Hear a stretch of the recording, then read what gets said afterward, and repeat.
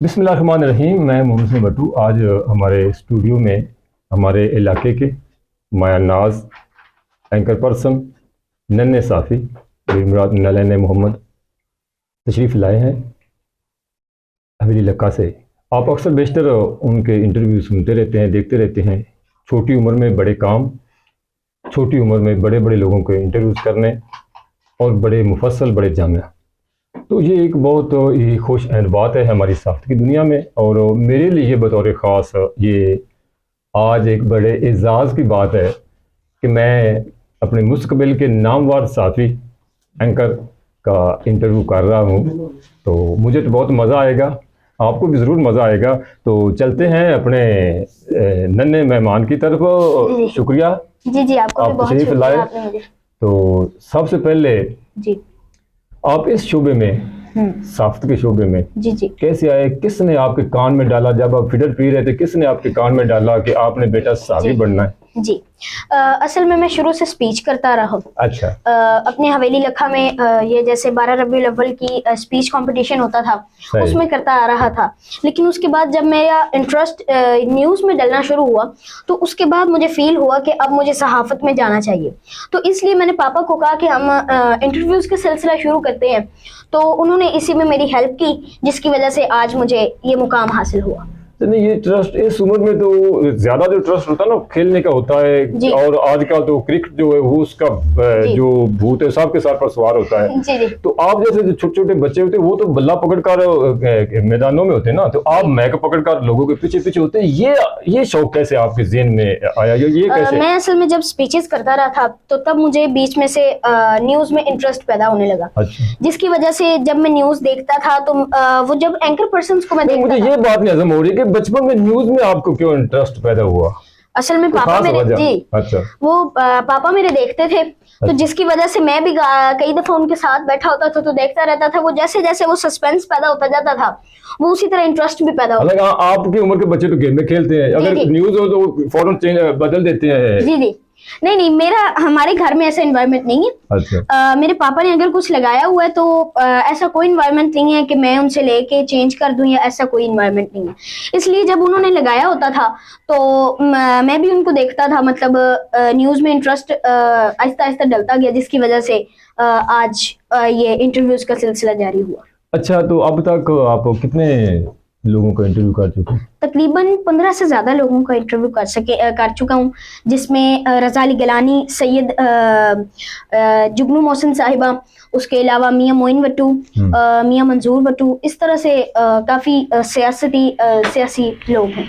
अच्छा, आपने जो बड़े बड़े ये नाम जिन लोगों का आपने इंटरव्यू किया, ये बड़े नाम है हमारे इलाके के। जी। और उम्र में भी जैसे मियां मंजूर भट्टू साहब हैं और मोहसिन जुगनू साहब हैं, वो भी शायद बुरा ना मान जाए लेकिन खवातीन जो कि ज़्यादा उम्र से पाती लगे वो भी उम्र में बड़ी हैं, और मियां मोइन साहब भी बड़ी उम्र के हैं। तो आपने कभी महसूस किया कि आप बज़ाहिर छोटे हैं और वो बड़े कद के बड़ी उम्र के लोग हैं, इतना तजर्बाकार, और वो लोग वो जो लोगों को उंगलियों पर नचाते हैं, तो आपने उनको अपने मैक के से पीछे पीछे लगाया और आपने तो उसमें आपको जो सबसे दिलचस्प इंटरव्यू रहा या जिसमें आपको मजा आया इंटरव्यू करके, वो कौन सी शख्सियत थी? उसमें मियां मोइन भट्टू थे एक। अच्छा। और उसके अलावा मियां मंजूर भट्टू थे। अच्छा। क्योंकि उन दोनों की पर्सनैलिटी मुझे बहुत अच्छी लगी। वैसे तो मैं किसी के बारे में कोई गलत नहीं कहूंगा, सब ही बहुत अच्छे हैं। मतलब मेरे साथ उन्होंने बहुत अच्छा बिहेव किया, लेकिन जो मोस्टली मुझे पसंद आए वो मियां मोइन भट्टू और मियां मंजूर भट्टू हैं। उन्होंने मतलब हंसी मजाक भी हुआ हमारा, उसके साथ इंटरव्यू भी हुआ, इस तरह से मतलब काम चलता रहा। अच्छा, तो आगे का क्या प्रोग्राम? अब मेरा आगे का programme to be honest CSS का है, और अब मैं 8th क्लास में हूँ। अब इसके बाद मैं इंशाल्लाह कोशिश है कि मैं CSS करूँ। अच्छा, दोस्ती किन बच्चों से आपकी? जी, दोस्ती आपकी जो वो कैसे किन किन लड़कों के साथ है, या वो किस? मोस्टली जो हैं मेरे हमसाए हैं एक दो, उनके साथ है। वो भी मतलब बड़े अच्छे मिजाज के हैं। कभी कभार हम खेल लेते हैं, कभी कभार हम वैसे बाहर चले जाते हैं, बाकी और इतना ज्यादा कोई नहीं। अच्छा, तो बड़े बनकर बड़े होकर जब आप हो जाएंगे माशाल्लाह, अल्लाह आपको जिंदगी से दे, जी, तो बाकायदा आप इस शोबे को ज्वाइन करना चाहते हैं, बड़े एंकर बनना चाहते हैं? जी, जर्नलिज्म में जाएंगे इंशाल्लाह। सबसे पहले तो मेरा टारगेट है कि मैं CSS करूं। सही। उसके बाद मेरा जर्नलिज्म की तरफ है इंटरेस्ट। तो जो जिस तरह की हमारे इस वक्त मुल्क में सहाफत है और मीडिया पर कदगन है, पाबंदियां हैं, जैसे रोजमर्रा आप देखते रहते हैं, तो ऐसे हालात में भी आप सहाफत के शोबे में जाना चाहेंगे, मीडिया में जाना चाहेंगे और इस शोबे को ज्वाइन करेंगे? कोई मुश्किल नहीं है? मुश्किल तो है, लेकिन अब देखें कि अगर वो जैसे कहते हैं कि सब खराब हैं तो आप तो ना हो, वैसे अगर कोई बंदा मतलब इस तरह से कोई हो रहा है इस तरह, तो अगर हम एक हैं, मतलब अगर हम एक सहाफत में जाते हैं तो हम ऑनेस्टी से काम करते हैं, तो शायद हमारी वजह से किसी के दिल में आ जाए और वो भी ऑनेस्टी से काम करे। तो मेरा बस यही मेरा पॉइंट ऑफ व्यू। नहीं, सब बुरे नहीं, अच्छे हैं, बहुत ईमानदार ईमानदारी के साथ भी लोग साबित कर रहे हैं और इस काम को एक मुकद्दस फरीजा समझकर अपनी जानों पर खेल कर भी हक और सच को सामने ला रहे हैं। लेकिन मुश्किल हमारे मुल्क में सहाफत बहुत मुश्किल हो चुकी है इस वक्त करनी, ऐसे ही है ना? जी जी बिल्कुल। अच्छा, कौन कौन आपको एंकर या बड़े जो साफी हैं हमारे मुल्क के नामवर जो साफी हैं, उनमें से आपको कोई पसंदीदा आपके शख्सियत हो? कामरान शाहिद, वो जब भी उनका शो होता है तो मैं जरूर देखना पसंद करता हूँ। हाँ, कई दफा है ऐसा कि मुझे जरूरी काम होते हैं जिसकी वजह से मैं नहीं देख पाता, लेकिन मेरी ज्यादा कोशिश होती है कि मैं उनका देखूं। कौन सी बात ने आपको मुतासर किया कामरान शाहिद? उनकी जो है बात करने का स्टाइल, उनका इंटरव्यू लेने का स्टाइल, वो मुझे बहुत अट्रैक्ट करता है। अच्छा, इसलिए आप उनको पसंद करते हैं। अच्छा, तो शादी का क्या प्रोग्राम किधर करेंगे? पापा की मर्जी, अपनी मर्जी करेंगे? नहीं, पापा की मर्जी से। और वैसे भी अभी तो ऐसा कभी कोई सोचा ही नहीं, क्योंकि अभी तो हमारा सिर्फ स्टडी और अपना गोल की तरफ ध्यान है, तो ऐसा कभी सोचा। देखिए, मुझे आप इस तरह ना बातों में लगाएं। अब परवीन शाकर ने बहुत ऐसा कबल कहा था कि अब बच्चे हमारे हद के चालाक हो गए, तो अब तो वो दौर और अब तो और ज्यादा बच्चे चालाक हो गए हैं। तो ऐसा नहीं कि आपने भी सोचा जरूर होगा, लेकिन पापा से डर रहे ना बताया ये कोई बात नहीं, लेकिन सोचा जरूर होगा आपने। नहीं, ऐसी कोई बात नहीं। और अगर सोचा भी है तो जस्ट पापा की मर्जी से, और कोई ऐसा प्लान नहीं है, और वैसे भी मैं ज्यादा इंटरेस्टेड नहीं।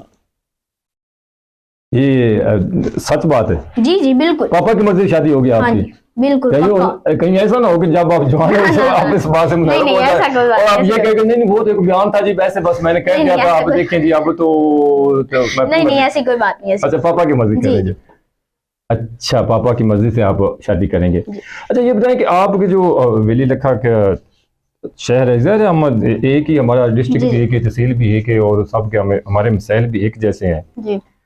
तो वहाँ के जो आपके मसाइल हैं उस पर भी अक्सर साफी भी गुफ्तगू करते रहते हैं, आवाज उठाते रहते हैं। जी। आप अपने इलाके के हर हवाले से आप पीछे हैं, हमारा शहर, हमारा इलाका जो पीछे है, उस हवाले से आप क्या है कि? अच्छा, मैं मसलों के बारे में आपको बताऊं? जो इज्तिमाई हमारे मसाइल हैं, जो हमारा बैकवर्ड इलाका है ना, तो हमारे जो सियासतदान काम करते हैं उस पर आप कितना मुतमिन है, या अभी कितनी और जरूरत है हमें काम करने? अभी तो हमें काफी जरूरत है माशाल्लाह से। जैसे कि हमारा ये दीपालपुर वाला रोड है, वो माशाल्लाह बनना शुरू हो गया, और अल्लाह करे कि वो पूरा हो जाए। इस तरह से जैसे सेवरेज का निजाम है, उसका अभी कुछ देखा नहीं जा रहा कि अभी कुछ है एक्सेप्ट, तो अभी देखते हैं। लेकिन हाँ, ये दो बड़े मसले थे, बहुत बड़े, जिनमें से अब माशाल्लाह से एक तो सॉल्व हो रहा है, और अल्लाह करे इसी तरह ये काम चलता रहे।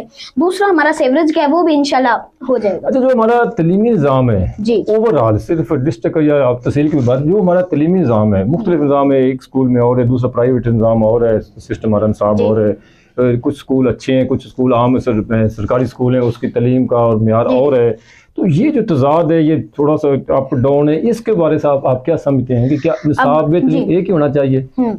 ये देखें, अब जैसे कि हमारी बाहर की कंट्रीज है, यूरोप, अमेरिका, इस तरह की बड़ी बड़ी कंट्रीज हैं, उनका आप चाहे सरकारी निज़ाम देख लें या चाहे वो प्राइवेट निज़ाम देख लें, उनमें सब में एक जैसा अच्छा पढ़ाया जाता है, जिसकी वजह से जब वो बच्चे अच्छी तरह से पढ़ते हैं, वो आगे अच्छी तरह से अमीर होते हैं, जिसकी वजह से मुल्क का भी नाम रोशन होता है, वो अच्छे काम कर सकते हैं, जिसकी वजह से मुल्क और ज्यादा तरक्की कर पाता है।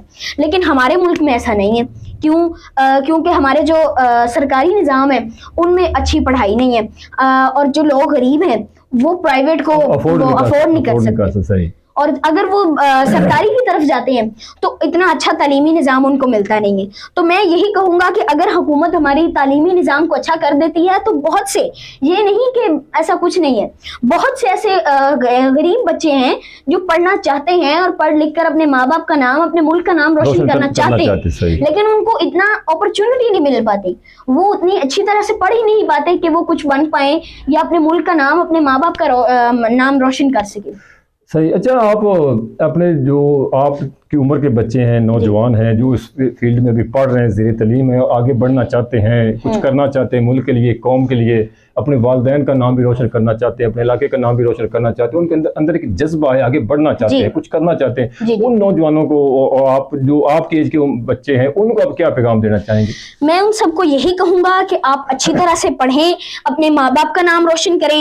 अगर आप अपने माँ बाप का नाम रोशन करेंगे तो आपके मुल्क का नाम ऑटोमेटिकली रोशन होगा, जिसकी वजह से आपके माँ बाप भी खुश, आपका मुल्क वाले लोग भी आपसे खुश, और आप पैसे के मामले में भी आपके पास पैसा भी आएगा, आपके पास शोहरत भी आएगी, आपकी हर जगह इज्जत भी होगी। तो मैं यही कहना चाहूंगा कि पढ़ाई एक मेन चीज है, तो आप उस पर ध्यान दें और उसको अच्छी तरह से मुकम्मल करें और कुछ बनकर अपने माँ बाप को खुश करें ताकि वो खुश रहें, बस। अच्छा, आखिर में नलैना मोहम्मद, आप हमारे जो साथी हैं, मीडिया से बस्ता लोग हैं जी, उन लोगों को आप क्या पैगाम? ज़रा मैं कहूँगा कि सब आपसे सीनियर है, जूनियर कोई शायद ही होगा, आप सबसे जूनियर है, तो जो आपके सीनियर हैं उनको आप क्या पैगाम देना चाहेंगे? अब आप देखें, वो मुझसे सीनियर है, मैं उनको कैसे पैगाम? नहीं, आप कुछ तो पैगाम दे सकते हैं ना कि जो आप उनको कर रहे हैं क्या होना चाहिए। हमारे हवेली के सहाफ़ी हो गए और यहाँ पर मंडी अहमदाबाद के सहाफ़ी हो गए, माशाल्लाह से वो बहुत अच्छा काम कर रहे हैं। मैं फेसबुक यूज करते हुए उनको देखता रहता हूँ, माशाल्लाह उनका काम बहुत अच्छा है। इसी तरह से इसको जारी रखें और हमारे जो हवेली लखा है, मंडी अहमदाबाद है, इसके जो मसले हैं उनको आगे लाएं ताकि हमारे ये मसले सॉल्व हो सके। अच्छा, हमारे हुक्मरानों को अब क्या पैगाम दें? मैं चाहता हूँ कि आपके ना जुबान से सबके लिए कि मैसेज चला जाए, सबको पैगाम चला जाएगा। शायद कोई कहे कि यार सोच कर ये देखे, ये छोटा बच्चा है और हमें ये पैगाम दे रहा है, किसी के दिल में आपकी बात उतर जाए, तो हमारे हुक्मरानों को क्या आप पैगाम देना चाहेंगे? अब मैं हुक्मरानों को क्या कह सकता हूँ? ना तो मैं ये कह सकता कि इमरान खान सही है, ना तो मैं किसी पार्टी, मैं आपको टू बी ऑनेस्ट, मैं किसी पार्टी की तरफ भी नहीं हूँ, क्योंकि तरफ की बात और उसके अलावा मैं किसी को कोई पैगाम नहीं देना चाहूंगा, क्योंकि हर पार्टी का कोई पता नहीं चलता कौन कब किस तरफ हो जाता है, कैसे हो जाता है, वो यकदम यहाँ से टाइम का पता चलता है भी अब ये कैसे हो गया। अब जैसे इमरान खान ने कहा है कि वो असेंबलियां तोड़ने लगे, तो वो उनका कोई पता नहीं है, कोई चांस नहीं है, तो वो यकदम बस उन्होंने थोड़ा सा ऐसे हिंट देना है और उसके बाद चल फौरन। तो मैं बस और कुछ नहीं, बस नहीं, ये तो आपकी राय है ना, आपको अपनी राय रखने का हक हासिल है। जो भी उदार शख्स की अपनी राय, तो अपनी राय होगी कि वो ऐसा या मैं कह रहा हूँ हुक्मरान, देखो जो हुक्मरान हमारे सरबराह हुक्मरान है, उनको आप कैसे क्या पैगाम देना चाहेंगे कि हमारे लिए क्या करें, अवाम के लिए क्या कर रहे हैं, या वो मुल्क के लिए क्या कर, उनको आप क्या पैगाम देना चाहेंगे? मैं हुक्मरानों को यही कहूंगा कि ये जो महंगाई का मसला आजकल चल रहा है, जिसकी वजह से गरीब एक महंगाई की चक्की में पिस रहे हैं, तो उनको रिलीफ दिया जाए। और हमारा कुछ ये सेवरेज का निज़ाम का प्रॉब्लम है और इसी तरह से कुछ प्रॉब्लम्स हैं, और ये तालीमी निज़ाम है, इसको भी बेहतर किया जाए। लेकिन जो हमारा मेन मसला है वो महंगाई का है, क्योंकि जिसकी वजह से गरीब उसकी चक्की के अंदर पिस रहा है। तो मैं हुक्मरानों को यही मैसेज देना चाहूंगा कि वो महंगाई के बारे में कुछ सोचें और अवाम को रिलीफ देने का सोचें। मैंने भी किसी जमात का नाम या किसी को लेकर आपको मुतराजा बिल्कुल बनाना चाहिए, इसलिए मैंने कहा हुक्मरानों को आप क्या, उसमें ओवरऑल पुराने नए सब उसमें आ जाते हैं, किसी एक जमात की। आप अभी छोटे हैं तो इसलिए मैं आपको मुतराजा नहीं बनाना चाहता हूँ, कोई ये ना कि ये तो फलां का साफी या ये तो फलां जमात से, इसलिए मैंने ये कहा हुक्मरानों को आप क्या कहेंगे। जो भी हुक्मरान होता है उस पर वो किसी भी जमात का हो, किसी भी पार्टी तल का हो, लेकिन जो अवाम है वो उन्हीं से अपना मसाइल के हल के लिए मुतालबा फिर करते हैं। तो इसलिए मैंने आपसे ये सवाल किया है। तो कैसा लगा हमारे आपस में आकर आज पहली दफा? जी मुझे बहुत अच्छा लगा, आपने हमारे साथ बहुत अच्छा बिहेवियर रखा, आपका बहुत बहुत दिल की अथाह गहराइयों से शुक्रिया, आपने हमारे साथ इतनी अच्छी तरह से बिहेव किया, आपका बहुत बहुत शुक्रिया।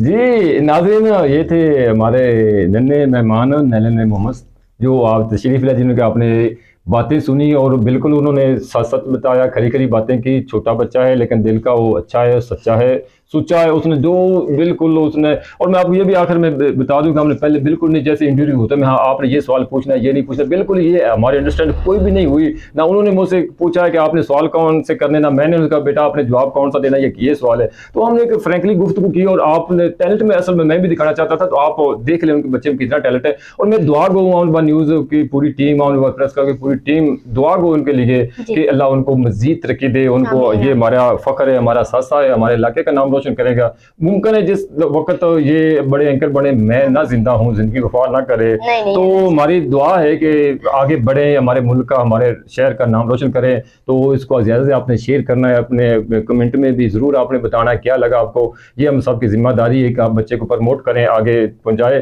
तो आप सब के बड़ी बड़ी मेहरबानी, आपने देखा साथी टीम कमर चौधरी, इम्तियाज़ और साजिद नसीम के साथ अपने मेज़बान मोहम्मद को जा दीजिए। अल्लाह।